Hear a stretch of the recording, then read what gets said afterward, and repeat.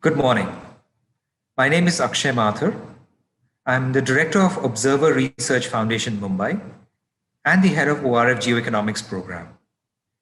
I welcome you to Colaba Conversation 2021, Mumbai's signature forum for discussions on global, regional, and national policy-making issues.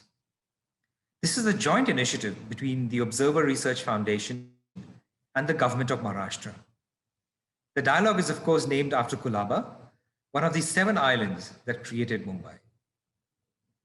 We have invited policymakers, business leaders, experts, community leaders from around the world to discuss global cooperation on a range of critical policy-making issues. We hope that over time, Colaba Conversation will serve as a medium for multi-stakeholder discussions and dialogue on critical policy issues. The theme for this dialogue is creativity, community, and commerce in the Indo-Pacific. The theme for 2021 is reset, resilience, and recovery. We have 20 sessions spread across 2 days. It's a mix of panel discussions, conversations, and keynotes. And we have participation from over 70 speakers from 23 countries.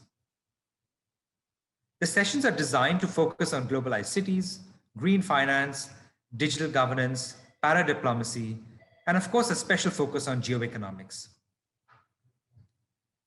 We're grateful for the support of the Government of Maharashtra in making and establishing this dialogue as an annual forum.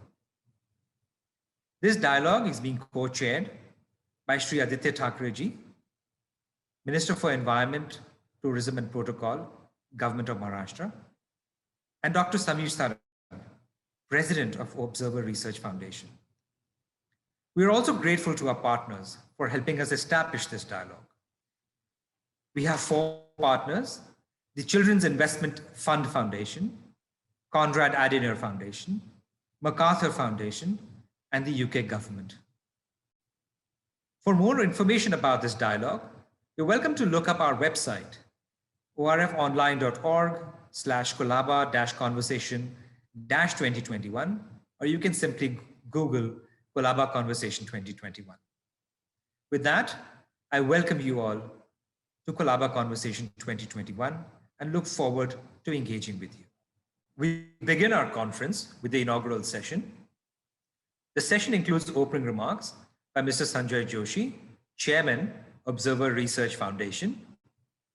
This is followed by remarks by 5 world leaders on the role of cities in global, regional, and national policy making.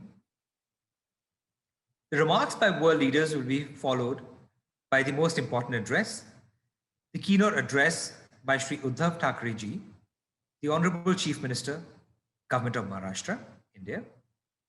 And finally, we have a vote of thanks by Ms. Priyanka Chaturvedi, Honorable Member of Parliament, representing Maharashtra, India. With that, I first invite Mr. Sunjoy Joshi to give his opening remarks on behalf of Observer Research Foundation.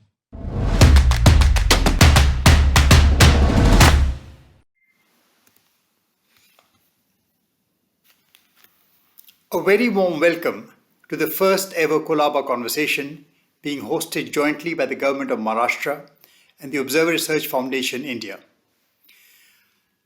A special welcome and thank you to the Honorable Chief Minister of Maharashtra, Shri Uddhav Thackerji, for his leadership and the support we've got from the state government in getting this off the ground. Well, let me share the story as to why we are hosting this dialogue on a broad, all-encompassing vision for the Indo-Pacific and why we are hosting it out of Mumbai. In January 2017, when the head of the Pacific Command, Admiral Harris, came for the second RISNA dialogue hosted by us, he joked that the best delineation of the Indo-Pacific could be summed up in just one phrase, and that was from Hollywood to Bollywood. Well, with that definition, Mumbai had to be the nerve center of this conversation. Except that when we started thinking, you see, Bollywood has a fan following far beyond the western shores of India. It has an audience across the Arabian Sea, deep into the Gulf. It stretches west across Egypt and Morocco to touch the shores of the Atlantic. And it is not just Bollywood that imagines the Indo-Pacific in very different terms. Strategically, India's own interests in the Indo-Pacific do not stop at our eastern littoral with the Act East policy, but reach far beyond the western littoral across the Arabian Sea into this very same region. And this is not merely about a geopolitical construct, but it is a construct that involves people. It involves our own huge diaspora in West Asia and Africa. This is a conversation about commerce, about creativity, about media and culture.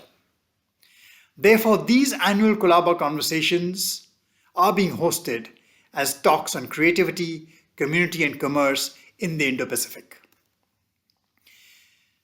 Mumbai, the city that contributes to financial flows and commerce, that contributes to the creative sector, must also be the hub for generating new ideas and new beginnings for this decade of action in the Indo-Pacific, which has now become the world's primary theatre for growth and development. And talking of development, the last 1 year has indeed been brutal. And the single most important lesson from the pandemic has been on the centrality of local and regional governments and communities. The center cannot hold by itself. Cities matter, state governments matter, local governments matter. Disruption caused by the pandemic is shaping our actions and imaginations as governments and businesses are preparing for a digital future, are preparing for the fourth industrial revolution. Addressing climate change requires a refocus on not just technologies, but the very greening of financial instruments that are going to make the new Green Deal possible. The assumptions around technology and economic interconnectedness must be revisited. And in the new normal, local ecosystems have to link with diverse digital global communities. Our digital future must be one where we offer work, protection, and purpose all to the millions of youth that are going to be challenged by tomorrow, which is very, very different from yesterday.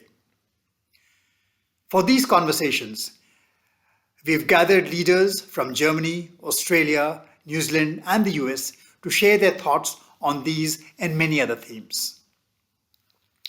So with the Colaba Conversations, let the gateway of India be India's gateway to the world. A world where global cities complement national policies to accelerate the process of attracting investment, information, knowledge and innovation into areas where they have their own comparative advantages.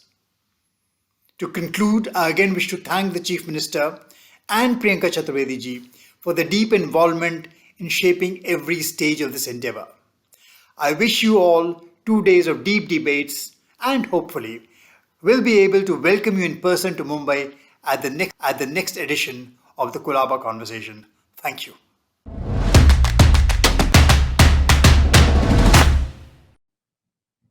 Thank you, Mr. Joshi.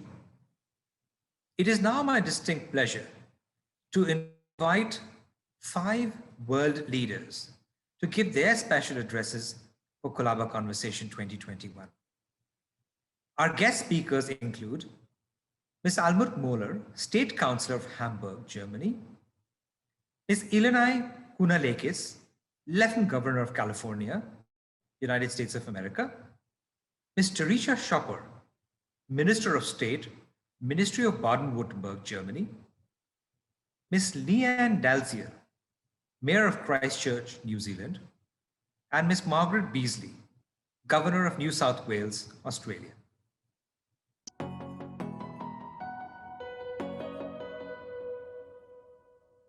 Chief Minister Mr. Thackeray, Mr. Joshi, Mr. Mathur, respected colleagues, ladies and gentlemen.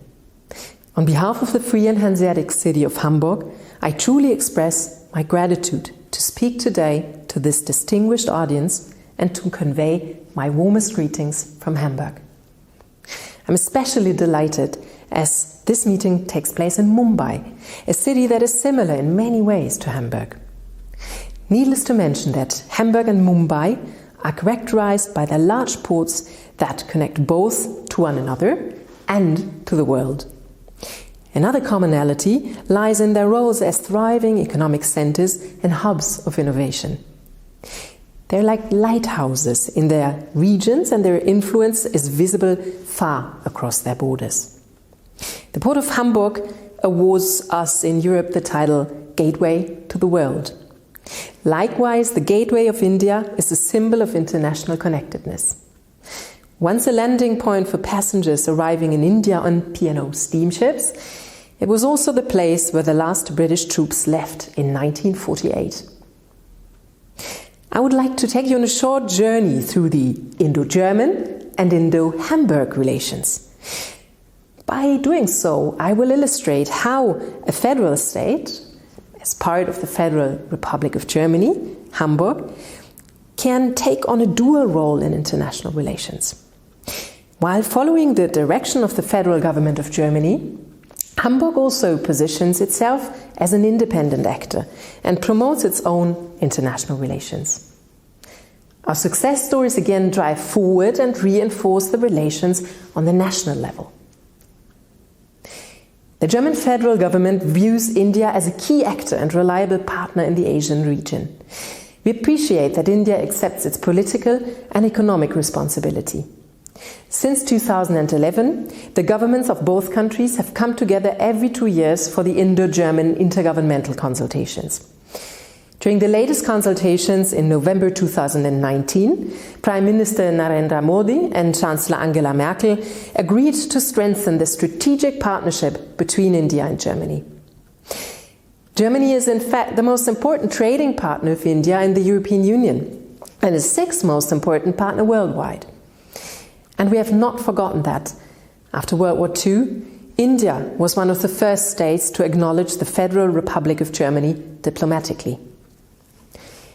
The key role that India plays on the international stage, and even more so will play in the future, is acknowledged by the federal government of Germany. This view has long been shared by the city of Hamburg. And in fact, our city has laid some of the founding stones of our relations to India. Mutual trade and maritime connections between the Indian subcontinent and Hamburg have been going on for around 400 years. The economic relations between Hamburg and India have intensified in the last years, and the bilateral trade volume increased significantly. Today, there are more than 64 companies in Hamburg and 94 companies from Hamburg in India. In total, 465 companies from Hamburg have economic relationships to India. In Germany, Hamburg's share of maritime transport to India was 74% in 2019. Besides the economic relations, we share similar understandings of some of the core values of our political systems and societies. Even though being at a distance of more than 6,500 kilometers, this makes us alike. In Hamburg, it is widely known, and we're always proud to repeat, that the national anthem of India, Jana Gana Mana, had its world premiere in Hamburg, in the Hotel Atlantic in 1942. In the same year, one of the founding fathers of modern India, Netaji Subhas Chandra Bose, formed the first Indo-German society. Today, 28 Indo-German societies exist in Germany. This is a clear example of how a federal state can promote international relations that spill over to the rest of the country. We're also proud of the number of high-ranking state representatives that have visited Hamburg during the years. In 1956, the first Indian Prime Minister Nehru visited Hamburg. In 2017, Narendra Modi came to our city in the framework of the G20. Today, almost 6,000 Indian citizens live in Hamburg. This may not sound like a big number to a country with 1.3 billion inhabitants, but let me point out that and assure you, in Hamburg, we appreciate and celebrate our diversity, and we are truly proud of every Indian who has chosen Hamburg as a place to live, or even as a home.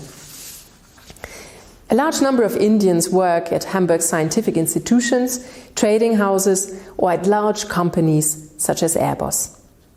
Our aim is to encourage the vocational exchange and motivate more Indians to obtain highly qualified jobs in Hamburg. One example of celebrating our strong ties is the biannual India Week Hamburg, a platform of about 80 events and a local initiative to promote Indo-Hamburg connections. The India Week Hamburg will take place later this year in November, and we're already working on it and we're much looking forward to it. While we work closely together with the German embassy and the consulates, our city itself is present in India. First, the Hamburg representation Mumbai, HRM, is the official representation of the Free and Hanseatic city of Hamburg in India. The office was opened in January 2011. In order to strengthen and intensify Hamburg's relations with India at all levels, the Hamburg representation Mumbai is available as local contact to representatives of politics, economy and culture, both Hamburg and India. Secondly, since May 2012, our Hamburg ambassador, Ms. Amita Desai, head of the Goethe Institute in Hyderabad, actively promotes the cultural exchange between India and Hamburg. Speaking for the city of Hamburg, we acknowledge the importance of the exchange between cities and states, in addition to the work achieved on the national level. We're doing it in Europe as well. Hamburg is part of several networks such as Eurocities, in which subnational entities become active. In the frame of the European Commission's Europe 2020 program, we engage in multiple projects with European and non-European partners. The working field is broad, from digital to solutions for large cities to citizen engagement and city planning. Only last year, we shared our experience in waste prevention and waste management with the Indian city Vijayawada, with which we are connected through the Commission's Urban Cooperation Program. All this makes us very proud. It is evidence of Hamburg's strong internationality and especially of its bilateral relations to India. For the city of Hamburg, India has always taken a special role, and India is an important strategic partner today. We sincerely appreciate and value our strong ties. It should have become clear in my speech to you that the federal government of Germany and the city of Hamburg share a mutual vision of India and her importance on the international stage. While we follow our national government's pointed direction, the city of Hamburg itself is a driving force of Indo-Hamburg relations, with its independent agenda and activities. It significantly intensifies the relations between Hamburg and Indian subnational entities, and at the same time supports and forms the relations between Germany and India on the national level. This is how we like to look at it. With regards to international relations, our look at India is to further strengthen our ties and to unleash the economic and political potential of this promising and great nation. We're open for strategic cooperation and look forward to a stronger future connectedness. Ladies and gentlemen, in these challenging times in which every nation is very much occupied with finding solutions to the management of the pandemic and to care for our citizens, it is ever so important to engage and strengthen international ties and to stay connected. The fact that this forum is taking place with over 50 participants from 20 nations is truly encouraging. I congratulate the organizers and I wish you a successful and fruitful conference. Once the pandemic is over, I invite you to come to Hamburg and experience with your own eyes the gate to the world. Thank you.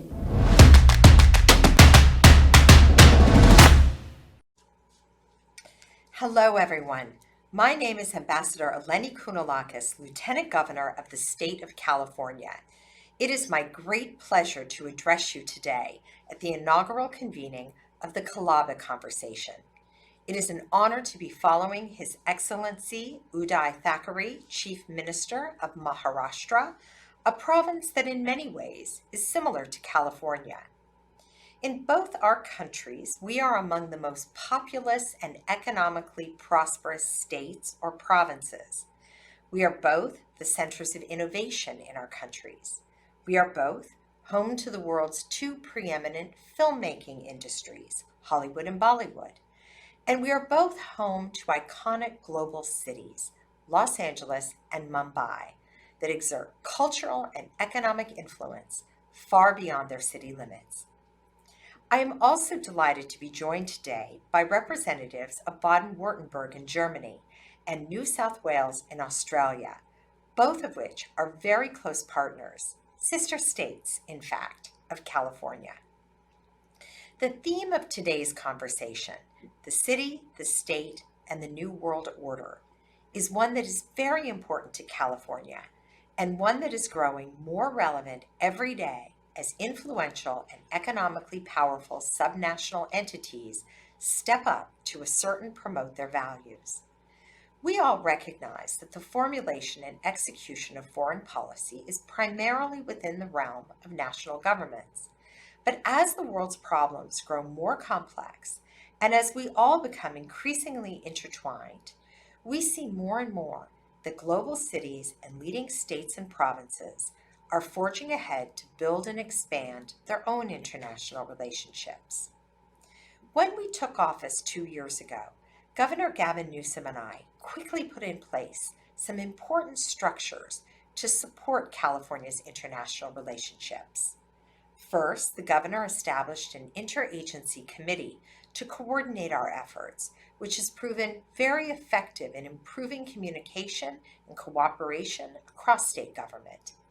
He also established a high-level team of international trade specialists assigned by region and housed within the Governor's Office of Business and Economic Development to focus exclusively on our international business relationships. We have opened the first of several international trade and service desks that we plan on establishing abroad and have rolled out the red carpet for visiting delegations in order to share best practices with officials and experts who come from around the world. Finally, prior to the pandemic, I led 2 official trade delegations abroad, the second of which was to India. While the COVID-19 pandemic has impacted our ability to travel and to welcome delegations, it has not ended our engagements with our international partners. On the contrary, it has made our relationships more important than ever, as we've all been focused on protecting the health of our people and the resiliency of our economies. And while COVID-19 has changed how we work, California's 3 major international priorities of immigration, trade, and climate change remain unchanged. I'd like to touch briefly today on each one of these. Those who know me know how proud I am of California's diversity. 27% of us are foreign-born, and half of us, myself included, have at least one immigrant parent.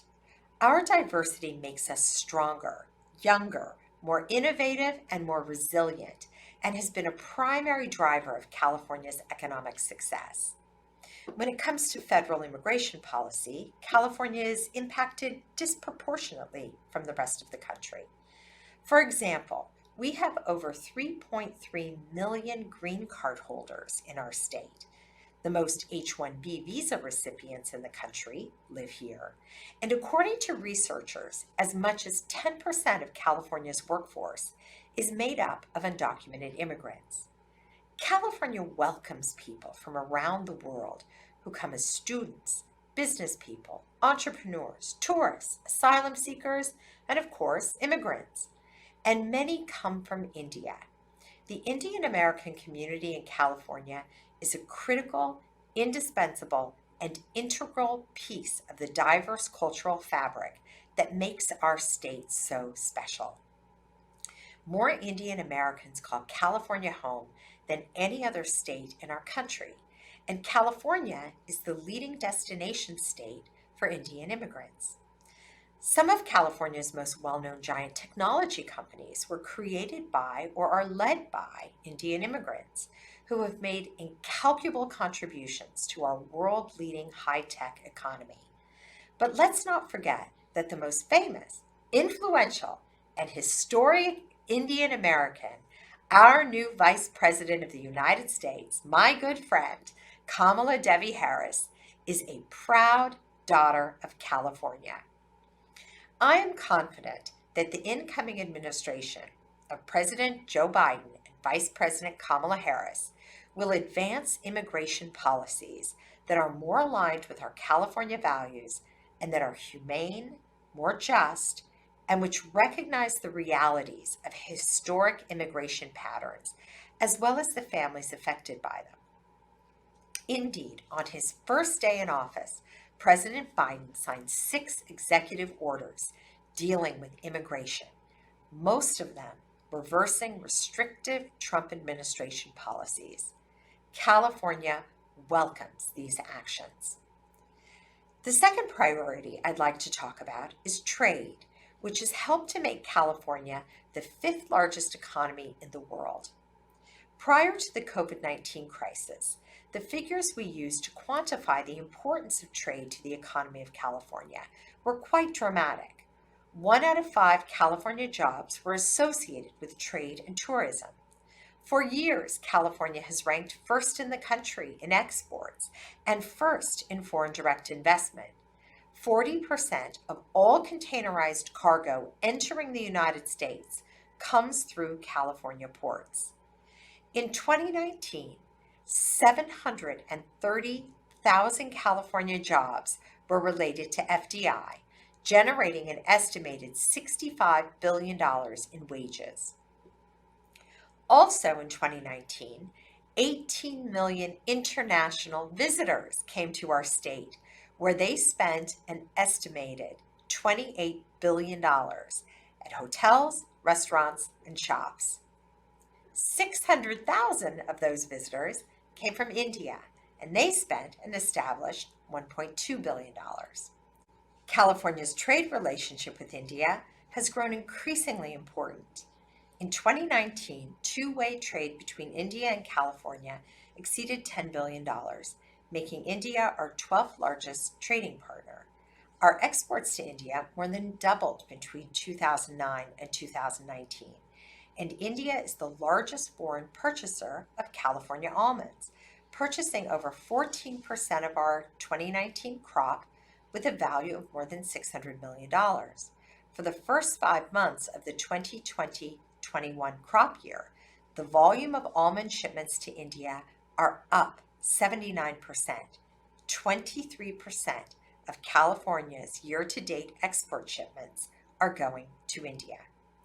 During my visit to Delhi last January, I had the great pleasure to visit the dried fruit market at Kari Baioli to meet with and thank some of the traders who've been importing California nuts for generations. The third and final of California's international priorities is also one that demands our leadership the most, and where California has truly set global standards: combating climate change. Several years ago, when the Trump administration announced its withdrawal from the Paris Climate Accord, Nobel Prize-winning scientist Mario Molina said, "The global community is looking to California as one of the world's largest economies to take the lead." And we did. On the global stage, California's leadership on climate remains among the most steadfast, stable, and reliable in the world. We are committed to sharing California's lessons and learning from others, having signed over 60 bilateral agreements and participated in numerous technical exchanges.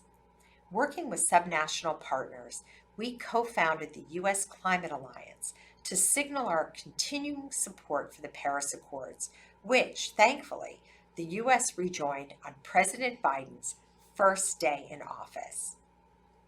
We are a co-founder with our friends from Baden-Württemberg in Germany, here with us today, of the Under 2 Coalition that has been joined by over 220 subnational governments, including a number here in India. A major goal of my visit to Delhi last January was to focus with our partners in India on the need to combat climate change. I spoke at ORF's Racina Dialogue on opportunities to invest in the green economy. I met with the Minister of Environment, Forestry, and Climate Change to underline the high priority California places on combating climate change at the subnational level, emphasizing our investments in technology, particularly with regard to battery storage and carbon sequestration. We also talked about zero-emission vehicles, which are now California's #2 export, as well as preventing and combating wildfires and reducing single-use plastics. As the Biden-Harris administration moves to reestablish America's role in the world, we in California will continue to engage in our own robust subnational international diplomacy. And the 3 priorities I outlined, immigration, trade, and climate change, will be at the top of our agenda in 2021. I would like to thank the Government of Maharashtra and the Observer Research Foundation for inviting me to this inaugural convening of the Colaba Conversation, and I look forward to a time in the not-too-distant future when we can all meet again in person. Thank you.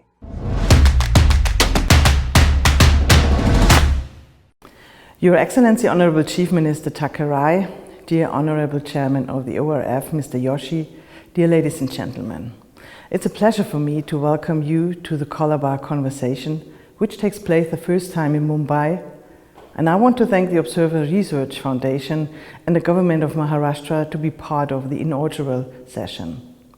Having a look at the speakers list for today's session, we get to know what this conference intends to do, bringing together leaders, policymakers, and experts from subnational and community level, economy and civil society. We all know that there is a major impact of subnational governments, regions, and cities on global affairs. I am very happy to share my thoughts and insights with you on that. COVID pandemic and its impact. The COVID pandemic has shown us more than ever that we can only face a global challenge with joint forces. In a globalized world, the collaboration depends in particular on the subnational, regional, and local level. The fighting against the pandemic does not end at the federal borders. On the contrary, Baden-Württemberg has made very positive experiences by integrated cross-border regions in France and Switzerland in our decisions processes. The result from this cooperation was a memorandum of understanding with our neighboring region Grand Est in France, which seeks to support each other in case of need. During the first wave of the pandemic, Baden-Württemberg treated individual patients from France as the intensive care stations were overcrowded. Ladies and gentlemen, this is a very good example for a cross-border subnational cooperation in time of a global pandemic. However, such cooperation is not only important during a pandemic. Subnational cooperation is an integral part of Baden-Württemberg's external relations. Baden-Württemberg has 12 international partnerships on a subnational level, such as the partnership with Maharashtra since 2015, California since 2018, or Kanagawa even since 1989. For a better understanding why Baden-Württemberg maintains diverse and sustainable partnerships, let me briefly give you an insight about Baden-Württemberg. Baden-Württemberg, as the German Southwest, is located in the heart of Europe. Our country has a beautiful landscape, but it is lacking in raw materials. Due to this, Baden-Württemberg, at a very early stage, has relied on the innovative spirit of its inhabitants. Industrialization has inspired this inventiveness in the middle of the 20th century. Ever since, Baden-Württemberg has been a country of thinkers and inventors. Still today, we are heading the list of patent applications.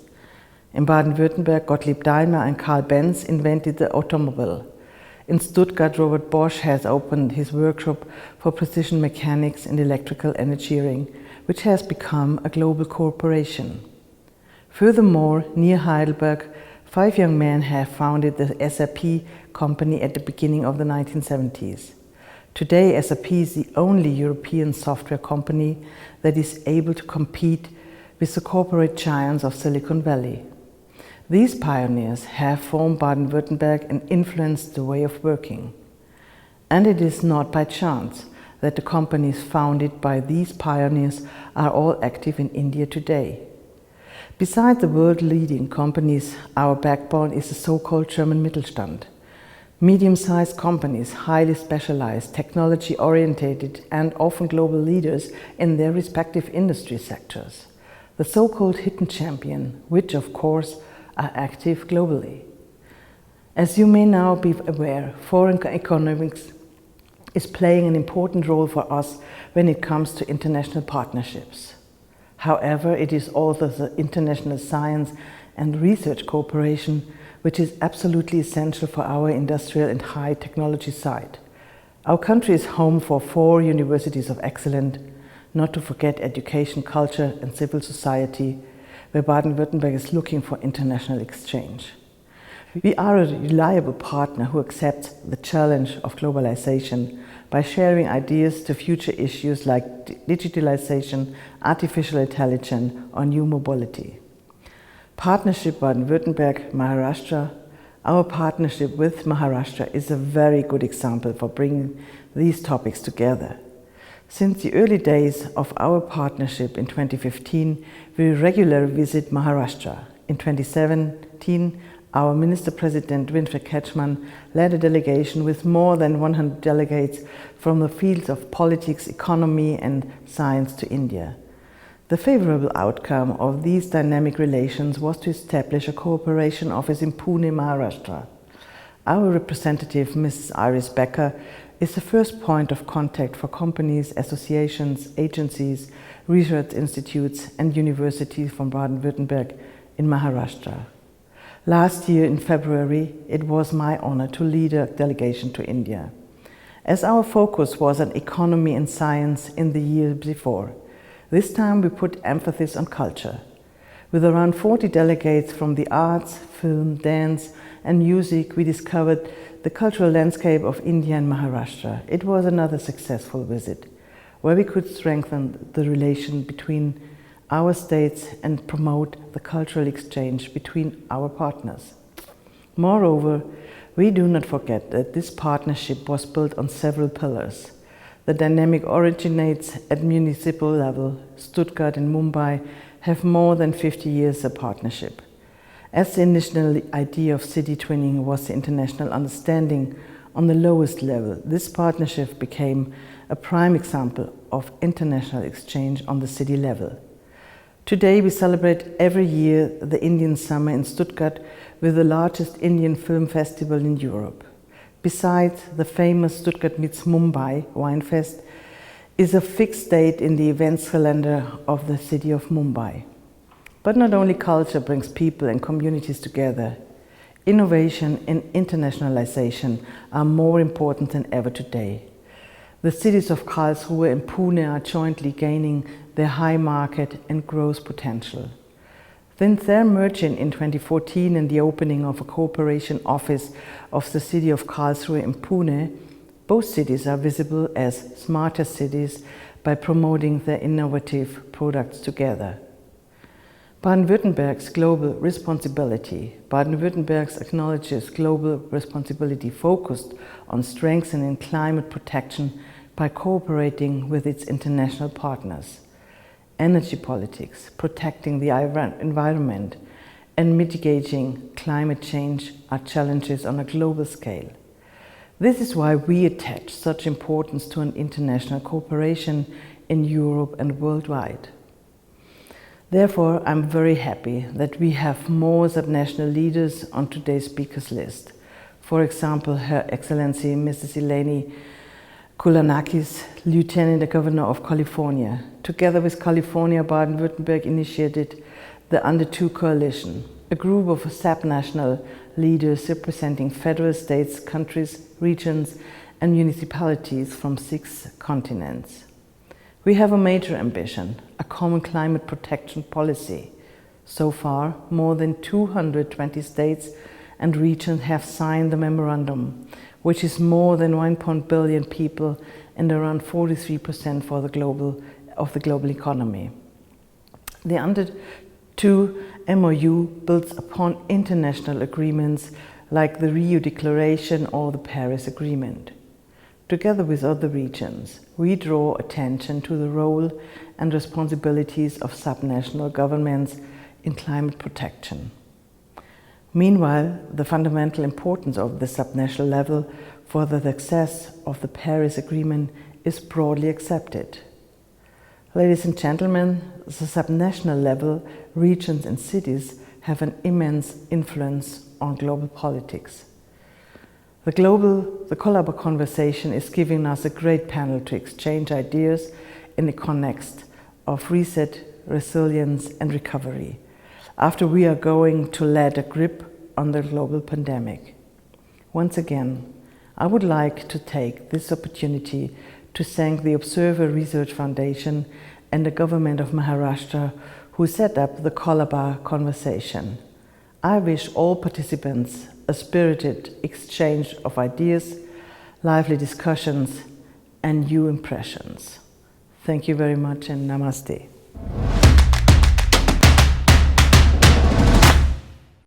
Tēnā koutou, tēnā koutou, tēnā koutou katoa. I greet you in the Māori language of our First Nations people. Greetings from Otautahi, Christchurch, Aotearoa, New Zealand.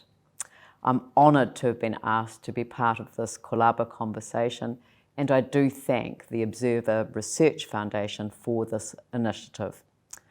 But I wanted to start by acknowledging the city, our host city, of Mumbai, with its population of 18.4 million people.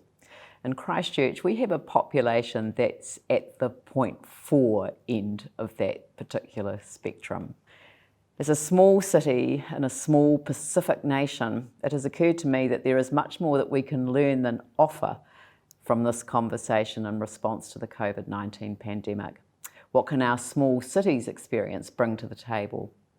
I guess the answers to that can be found in the close affinity we in Christchurch have with the city of Mumbai. Our cities have both experienced severe natural and man-made disasters, as well as extreme acts of terrorism designed to divide our people. There is a gritty resilience that has been on display in Mumbai on each and every occasion, showing how the community has come together and built itself stronger, learning from the past and cultivating the resources to keep itself afloat with ingenuity, resourcefulness, and above all, an indomitable spirit. Although founded in tragedy and pain, there is nothing more powerful than this spirit with which any city can face a global pandemic. It is the essence of resilience. So thank you for inviting my participation. In preparing for this presentation, I looked at the background to this conversation so that my comments were relevant, and I found this statement, so bear with. The pandemic is radically transforming the way we live, work, and interact. A new normal is crystallising. This transition will require an equal re-engineering of the global economy, policy-making institutions, and governance processes. Rethinking a new global governance architecture needs room for short-term responses guided by the evolving nature of the pandemic and long-term responses guided by the fundamental shifts in global affairs. This links very strongly to my desire to belong to networks of cities and be involved in global conversations like this. As a former Member of Parliament and having served in a government as a Cabinet Minister under the leadership of Helen Clark, who went on to lead the UNDP and is now playing an important role reviewing the initial response to the COVID outbreak, I can say that the significance of cities in confronting the new normal you speak of, and I would include the impacts of climate change in that, is too often overlooked. Cities are too often overlooked. One of my favourite books is If Mayors Ruled the World. Now, I usually get a laugh when I say that in person, but the late Benjamin Barber's theme is contained in the subtitle to the book, Dysfunctional Nations, Rising Cities.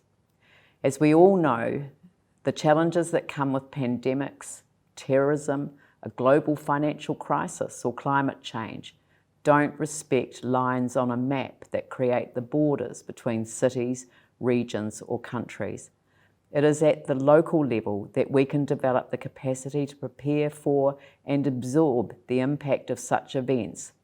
It is at the city level where local relationships and partnerships come to the fore. It is we who can facilitate and support community-led adaptation planning, and where recovery is best led in partnership with communities. And that is why it is cities that are pioneering the work on resilience. As has been said, urban pragmatism is often called upon to trump national ideology. Just look at the reaction of major US cities in response to the United States' withdrawal from the Paris Accord. It is pleasing that we see the United States reinstating its commitment. However, the major US city mayors made sure that the work to achieving those commitments was never halted. So the work continued regardless of the response of the US government, because the cities said it had to continue. This reinforces the point that is made about the significance of paradiplomacy and globalised cities in the context of this conversation's theme. I've been reflecting on the significance of our experience of the past decade since our city was struck by a deadly and devastating earthquake on February 22, 2011. We will commemorate the 10th anniversary later this month. I became the Mayor in 2013 after 23 years as a Member of Parliament. One of the first things I did was to sign up to the 100 Resilient Cities Network pioneered by the Rockefeller Foundation, now the Global Resilient Cities Network. I wanted to belong to a network of cities focused on sharing knowledge about building resilience, the cornerstone for taking on the kinds of shocks and stresses we're vulnerable to: earthquakes, flooding, storms, fire, and to our shock and horror, a terrorist attack that saw 51 lives taken in a deliberate act designed to fuel violent retaliation. Now, our city's and our nation's response was to reject division and hate and embrace unity, peace, love, and compassion. Our Prime Minister offered strong leadership in a way that was both instinctive and empathetic. And I make this point because leadership matters. It is what builds trust, which is also essential in a crisis. And that leads me to confronting this global pandemic. We in Christchurch have certainly benefited from our government's go hard and go early strategy. And again, that message of compassion and kindness has come from the top, with the Prime Minister signing off her daily briefings with the phrase, "Stay home, be safe, be kind." Our instinctive desire to come together in times of crisis had to develop a new virtual meaning as we got through what now looks like an incredibly short period of lockdown as compared with other cities in the world. We stayed within bubbles that kept our circle of close contacts tight, while recognising we were part of a team of 5 million, all doing our bit to keep everyone safe. The virtual way of working during the lockdown enabled us to look at some of the social issues that were pre-existing the pandemic. The digital divide impacted on students being able to do online lessons, so devices were sent out to their homes by the Ministry of Education, and access to broadband was able to be resolved for those who may not otherwise have been able to afford it. Although this was resourced by central government, it has given our own city the impetus to keep working on that issue of the digital divide with a new resolve. Community networks, including the Student Volunteer Army, which emerged from the student body at the University of Canterbury in response to the earthquakes a decade ago, arranged pick-up and delivery of supermarket parcels for vulnerable members of the community. You can see just from those examples that our city's focus on building resilient communities has helped us enormously as we take on these challenges. In many ways, our ability to withstand sudden shocks has been strengthened by our shared experience. At the same time, we've also learned from experience that in a crisis, we must always look for opportunities. and that is the approach we adopted in responding to and planning for the recovery from the socio-economic impact of the pandemic. Our council made a call to action last June to deliver a plan that would expedite an equitable recovery for our city. The emphasis was on equity right from the start, and that was one of the underpinning values that we have built the plan on. The Ōtautahi Christchurch Recovery Plan is designed to foster the well-being of our communities as we recover from the impacts of COVID-19. Our plan is focused on 3 horizons: respond, recover, and reposition. In the response phase, the primary focus has been on protecting lives and supporting business survival, keeping as much of the economy functioning as possible and supporting households and people's livelihoods. We still are very much in the response phase. In the recovery phase, which we are also in now because of course these all run in parallel, our focus is on growing jobs and supporting economic activity while looking for opportunities to help businesses pivot. It has been great to see businesses changing direction to meet the challenges they face. We are supporting the development of new sustainable models of business, employment, home ownership, and education that enable communities to overcome the challenges that lie ahead. The repositioning phase is about shifting our mindset from looking backwards and seeking to recover what we had, the new normal that we spoke of before, focusing now on the future and creating a thriving and prosperous city and region for our residents.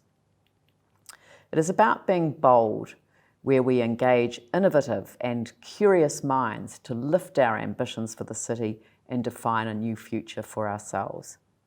We're focused on building on our region's strengths while positioning ourselves to take on global opportunities. There are some important principles underpinning the way that we're delivering our plan.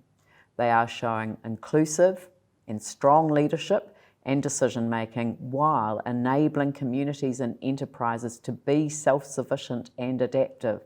And when I say enabling, I mean facilitating and supporting, not abandoning people to their own devices. It's actually about getting in behind communities and businesses to help them to succeed in that way. Collaborating with strategic partners and leveraging opportunities, promoting health and well-being, protecting and enhancing livelihoods, enhancing the environment, and finally promoting and stimulating equitable and sustainable growth. We're measuring how we're going by using a range of performance indicators that reflect both economic performance and the well-being of our people. There are many important lessons from our experiences over the decade, and they are being reinforced over recent months. Community-led action brings real and meaningful recovery. We need to respect and embrace everyone in recovery planning and actions. And celebrating success on the way is heartening. It maintains hope and a sense of progress. And on that note, I just wanted to share some of our success. A business survival support program that involves a collaboration with a very wide range of stakeholders has had really good reach and impact, really helping so many more businesses survive than was predicted in the first place. Our export values continue to remain strong, which reflects the strength of our region. Consumer retail spending continues to grow at levels above the same time last year. We've had a real focus on supporting local, and we have been attracting visitors from other parts of the country. It's been a very deliberate campaign. While people can't leave the country, they might as well come and see our part of the country. And most significantly for me, job losses have been much lower than initially forecast and in comparison internationally. That's a really good result. We've really focused on helping young people find work and meaningful work that enables them to stay connected to the labour market. We've also looked at the green economy and what has that got to offer as we look to the future in terms of our responsibility with respect to climate change. Now, we're not out of the woods yet by any means. We know what community transmission would mean, and we need to remain vigilant. complacency is the threat now because we have done so well. I hope that this adds to the conversation in a way that is helpful.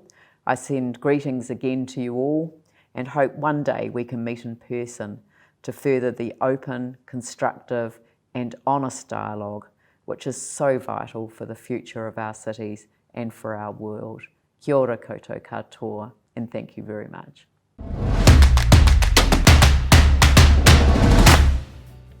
Thank you for this invitation to speak at Mumbai's Colaba Conversation, the inaugural forum for international policy issues, creativity, community and commerce in the Indo-Pacific, reset, resilience and recovery.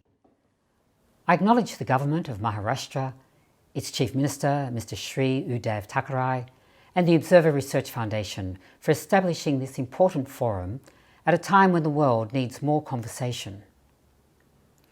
As Governor of New South Wales, the most populous state of Australia, it is wonderful to share this platform with our sister state of Maharashtra, one of the two states with which New South Wales has a Memorandum of Understanding, the other being Gujarat. Recent years have seen increased cooperation between New South Wales and India in the areas of trade, investment and cultural exchange. State visits by the New South Wales Premier and ministers bookended an official visit to Mumbai by Governor Hurley, former Governor of New South Wales, in January 2019, who also attended the 9th Vibrant Gujarat Global Summit. My background as former President of the New South Wales Court of Appeal is in the law. I am a Distinguished Fellow of O.P. Jindal Global University and an Adjunct Professor of that university. As Governor, I have been privileged to be an observer in the signing of a Memorandum of Understanding between New South Wales universities and O.P. Jindal Global University in December of 2019. Our bilateral partnership with India in the Indo-Pacific region is deeply respected and valued. We share much in common: a commitment to democracy, members of the Commonwealth family, a large and highly skilled Indian diaspora, and a creative educational and cultural connections, including, I have to say, a love of cricket. But time forbids me to talk about the Border Gavaskar Trophy.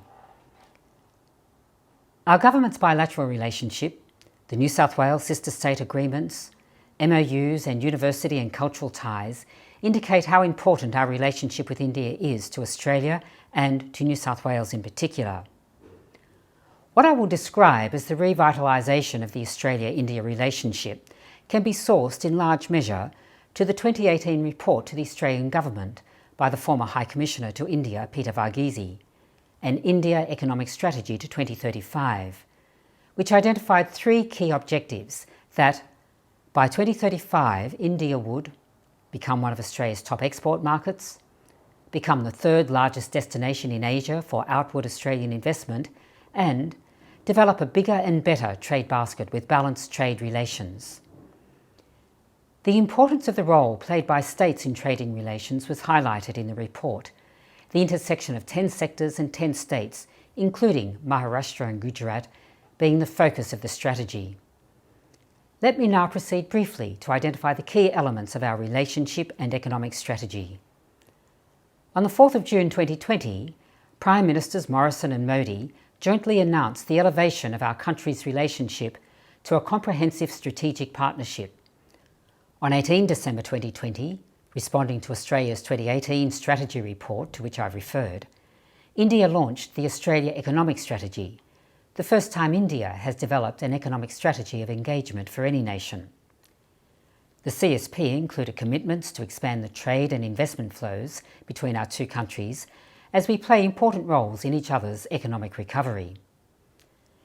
As part of the CSP, both countries agreed to highlight investment opportunities in India's Make in India program, its infrastructure sector and its smart cities mission, as well as projects in Australia. Trade and investment in critical minerals and rare earths is an area of huge promise. Other areas of focus include technology, pharmaceuticals and biotech, agribusiness, power and renewable energy. In synchronicity with Australia's 2035 strategy, a key part of the India Economic Strategy is the focus on state-level engagement.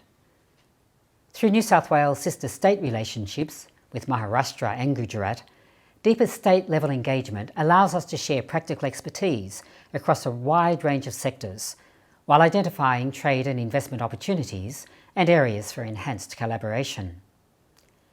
Memorandum of Understanding have been made with Maharashtra in agribusiness, water resources, management, education and infrastructure. The New South Wales Going Global Export Program, launched in August 2020, targets market-ready New South Wales businesses in the food, health, medtech and cleantech sectors. Recent introductory sessions have highlighted how New South Wales businesses are diversifying into new markets such as India, often for the first time. New South Wales has a Trade and Investment Office and a Destination New South Wales office in Mumbai.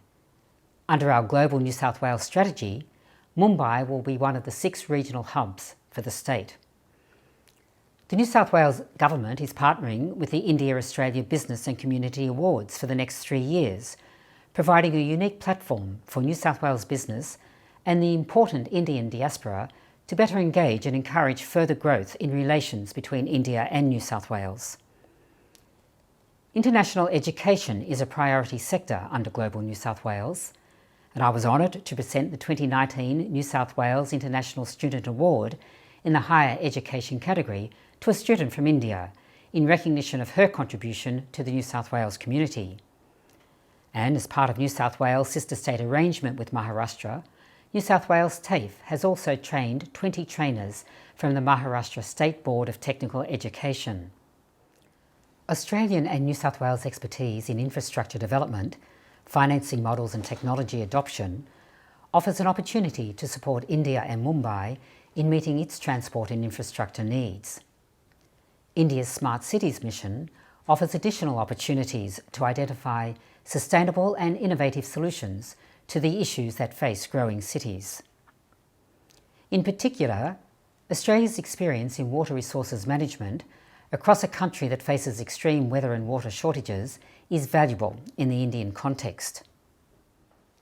For example, through New South Wales' sister state relationship with Maharashtra, Australian company eWater's hydrological modelling platform Source was used to model river basins in Nagpur.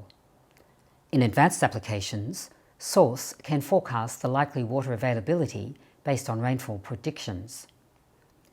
New South Wales has a vibrant innovation ecosystem that draws upon world-class educational institutions and research centres. Sydney, as Australia's premier fintech hub, is a natural partner for Indian fintech hubs like Mumbai and Pune. Both India and Australia are committed to fostering collaboration between entrepreneurs and promoting dynamic startups and incubation centres, including enhanced cooperation between micro, small and medium enterprises in both countries. New South Wales Trade and Investment has actively supported New South Wales startups and scale-ups to do business in the Indian market through the $1.58 million Market Access Program for New South Wales technology companies, announced by the New South Wales Premier during her visit to India in April 2018. Since the program commenced, over 60 companies have visited India in the areas of financial technology, cybersecurity, healthcare, and agriculture technology. The pandemic also highlights the opportunities for Australia and India to do more together in health and science and technology research.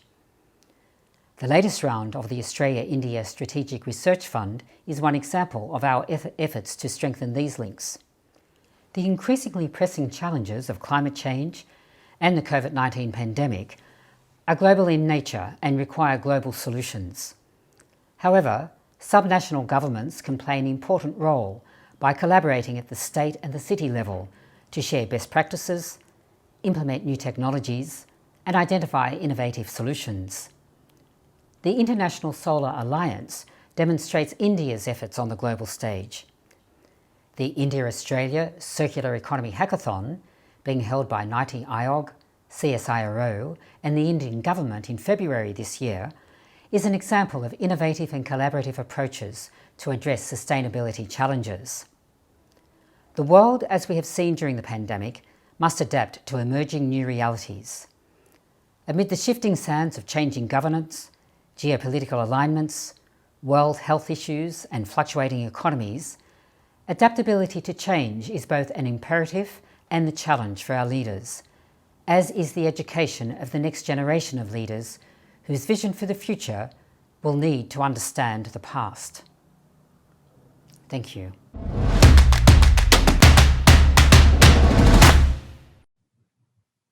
We thank Ms. Möller, Ms. Kounalakis, Ms. Schopper, Ms. Dalziel, and Ms. Margaret Beasley for their special addresses for Colaba Conversation 2021. It is now my distinct honor and privilege to invite Shri Uddhav Thackeray-ji, the Honorable Chief Minister, Government of Maharashtra, to give his keynote address for this year's forum.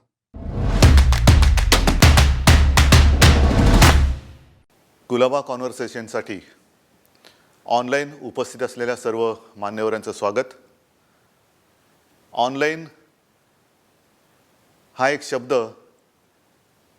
करोनाची देण आहे आणि त्याच्यावरती बोलण्याच्या आधी ह्या उपक्रमाची कल्पना ज्यांनी मांडली आणि पुढाकार घेऊन ज्यांनी सुरुवात केली त्या सर्वांना मी मुंबईच्या वतीने महाराष्ट्राच्या वतीने धन्यवाद देतोय.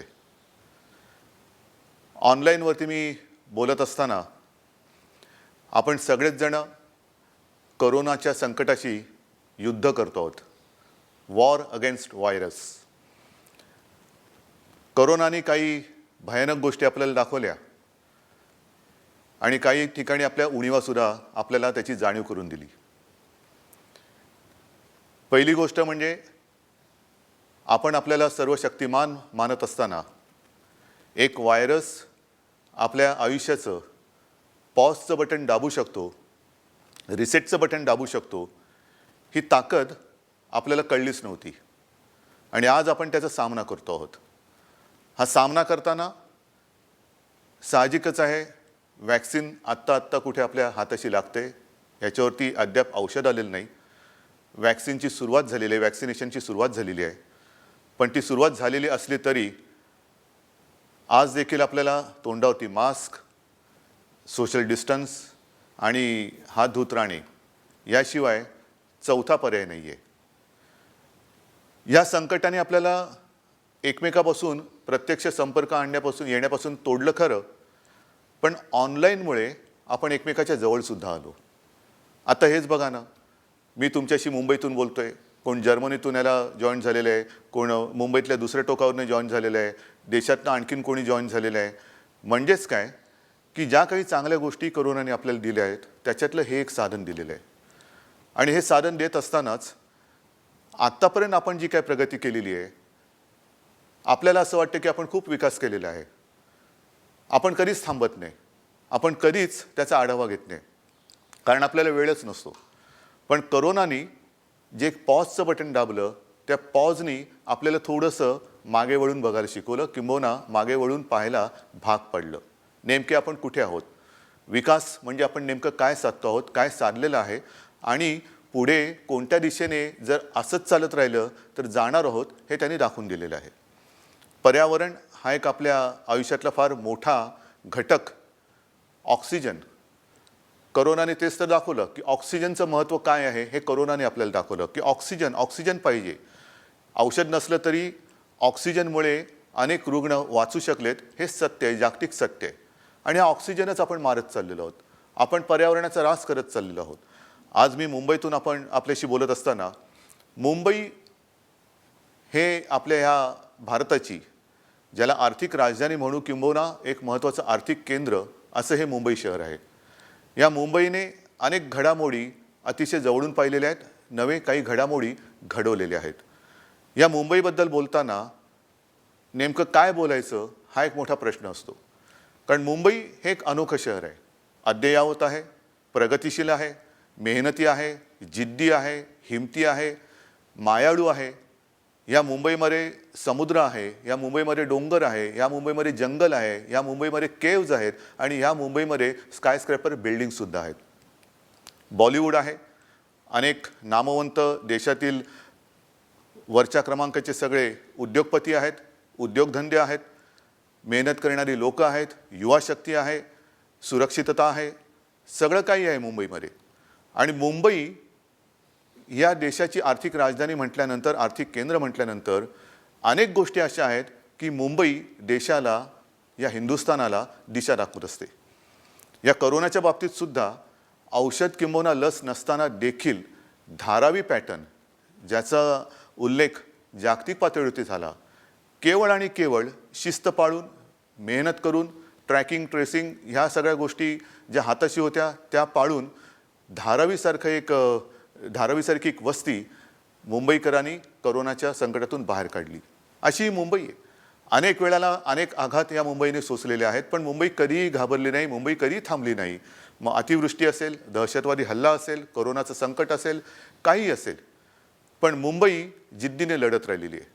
आणि ह्याच मुंबईने काही दिशा ह्या देशाला दिलेल्या आहेत. मी पर्यावरणाबद्दल बोलत होतो आणि त्याच्यानंतर मुंबईचं बोलायला लागलो. याचं कारण असं की मुंबई हे एकमेव शहर असं आहे, मगाशी मी जे आपल्याला सांगितलं की या मुंबईमध्ये जंगलसुद्धा आहे. कॉन्क्रीटचं जंगल नाही, वन्यजीव असलेलं खरंखुरं जंगल. आणि नुकतंच या मुंबईमधले जो वनविभाग आहे किंबहुना ज्याला आत्तापर्यंत काही ओळख नव्हती, असा आरेचा एक मोठा भूभाग जवळपास 800 एकरचा, ज्याला आता आम्ही आरक्षित जंगल केलेलं आहे. ह्या मुंबईमध्ये अतिप्राचीन गुंफा आहेत, नवीन नवीन येणारे प्रयोगशील माणसं आहेत, होणारे प्रयोग आहेत. आणि ज्याला मी पॉजचं बटन म्हटलं, ते पॉजचं बटन एवढ्यासाठी की जेव्हा हे सगळं मुंबईचं वर्णन करत असताना, स्तुती करत असताना आपल्याला धोकासुद्धा ओळखायला पाहिजे. पुढचं पाऊल आपलं कुठे पडणार आहे, कसं पडणार आहे.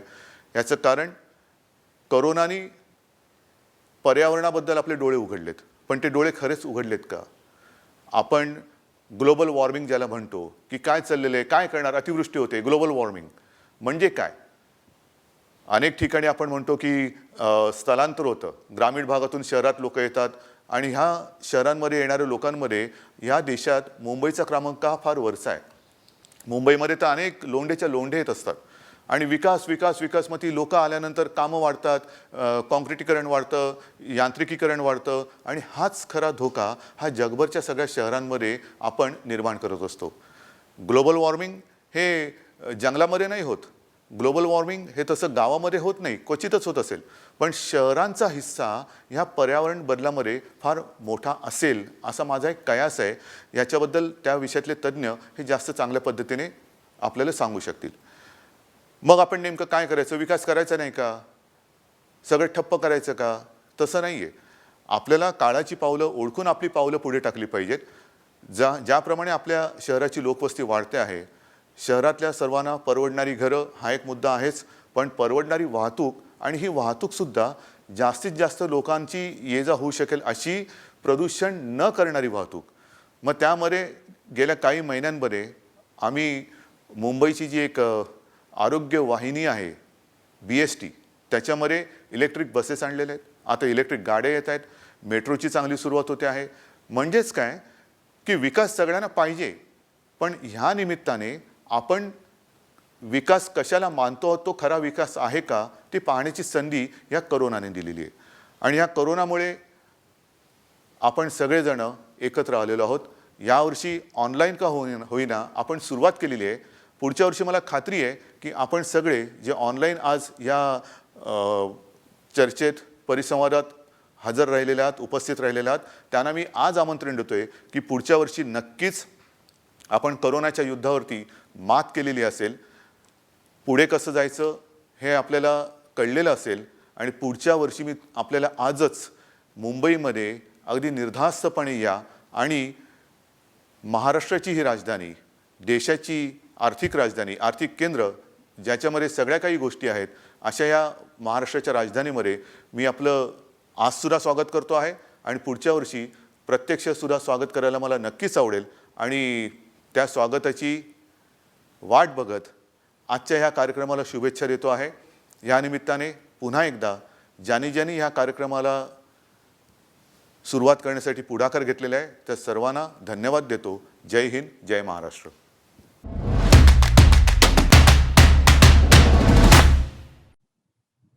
Thank you, Shri Uddhav Thackeray ji, for your keynote address and for partnering with the Observer Research Foundation on this initiative. I now invite Ms. Priyanka Chaturvedi, the Honourable Member of Parliament representing Maharashtra, to give a vote of thanks.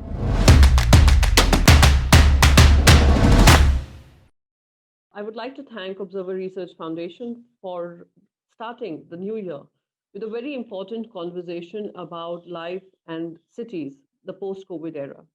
I would like to thank Samir Saran, Sunjoy Joshi, and Akshay Mathur for their opening statements. I would also like to thank all the representatives who have made this inaugural session very memorable as well as historic for the city of Mumbai, because this is the debut of Colaba Conversations, which will hopefully lead to more conversations with countries which have common goals, common challenges, and are also countries which have and aspire to see a growth trajectory which is inclusive for all, which means development for all, including challenges that we face. I would like to thank the representatives of Hamburg, Germany, Christchurch, New Zealand, New South Wales, Australia, California from United States of America. We have Baden-Württemberg, Germany, and most importantly, our Chief Minister, Honorable Chief Minister, Shri Uddhav Balasaheb Thackeray, for not just his inaugural statements, but also laying forward the strategy as well as the trajectory of Maharashtra's vision and mission to be a participant, an active participant in forging collaborations with the rest of the world. This conversation has begun with the intention of 4 common goals, the 4 C's that I call it. It is about commerce, it is about communities and cooperation, it is about coexistence, and it is about our capital cities. In India, 70% of our GDP growth comes from the cities of India. Mumbai happens to be at the crux of it all. It is the commerce capital of India. Not just commerce capital of India, it is also geographically the gateway to the world for India. It is an important city in the Indo-Pacific dialogue that we keep talking about. So it is also very important that when we talk about the city of Mumbai, we also recall during the independence in 1945, just before we got our independence, we had the biggest industrialists of India who had got together and created and conceptualized a plan for the rest of the nation, the economic growth story for the rest of the nation through the Bombay Plan. Everything begins from Mumbai. Commerce begins from Mumbai. Maharashtra means business. And this is the reason why we thought we should bring in participants from various nations coming and speaking on important issues that matter to the rest of the world and share their ideas, share their stories, as well as create strategic partnerships in times to come. I welcome all the speakers on behalf of the Government of Maharashtra, and I look forward to a very constructive, cooperative dialogue with everyone. Wishing you all the best. Jai Maharashtra, Jai Hind.